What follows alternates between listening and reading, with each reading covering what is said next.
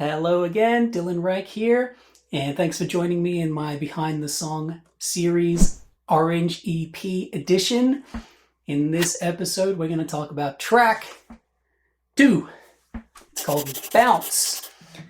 And I think if you hear this song, I actually used a thumb pick on this song. Let me just grab one. You'll be able to guess why I named it this, right? It's got this very simple melody. This is going to be a theme throughout this whole series. You know, I like simple ideas.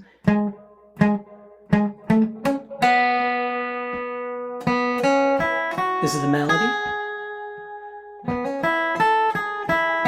One more time for you.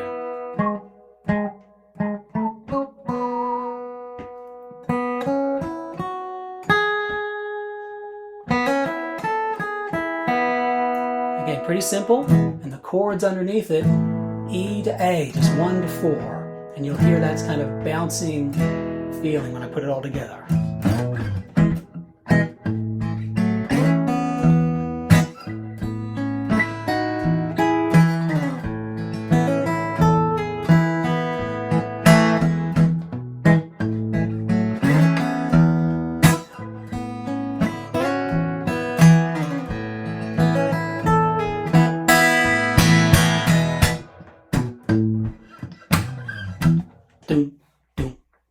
Right, so it had that bouncing vibe. That's why I gave it the name. And I like those little slidey bass lines. That's something I like to do a lot of. But this is a really fun tune. I really enjoy, playing this tune.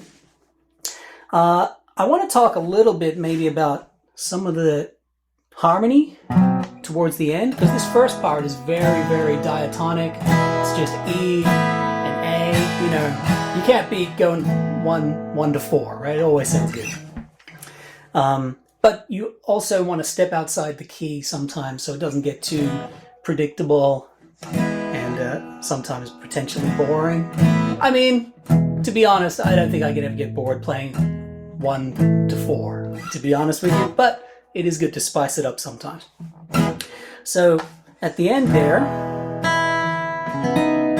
so we can go from E, C sharp minor, 7, A, sus2. I don't think I've used this chord in a song before. This is a B. Listen to that tension. B with an added flat 9. And, I remember this is something I tell my students too is, those books you get with like 1,000 chords in it, I remember I had one of these books. It wasn't 1,000, but it was a shorter book of chords. And you'd come across some chord like this, B with added flat 9. And you'd look at the shape and you'd do the thing. I had this when I was like 12 or whatever. And you do it, and then you go. And you think, that sounds horrible. Why would I ever want to use that chord? Right? Because one of the things these chord books don't tell you is any type of musical context. They don't tell you what comes before the chord or after it or which way the voices are moving, right? So when you do it in a vacuum, it can sound kind of harsh, right? But in a musical phrase where you have that flat 9 resolving down to this B, right? And you have the D sharp resolving up. Hear that? And you put them together, you get that tension, resolution. All right, so in context here,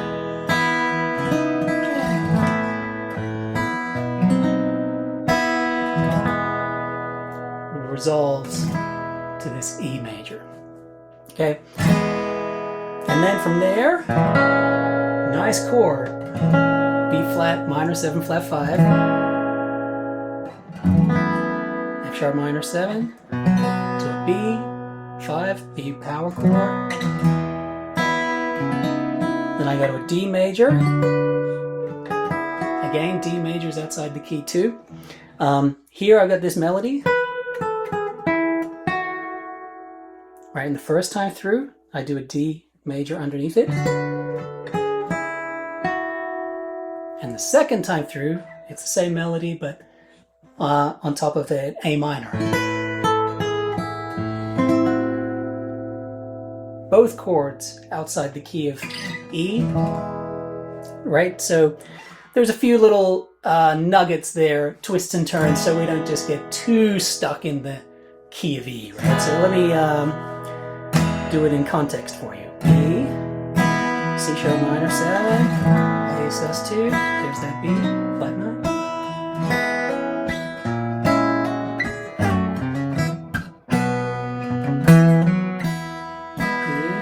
Here's that D, A sus2 again, A over B, repeat. Faster.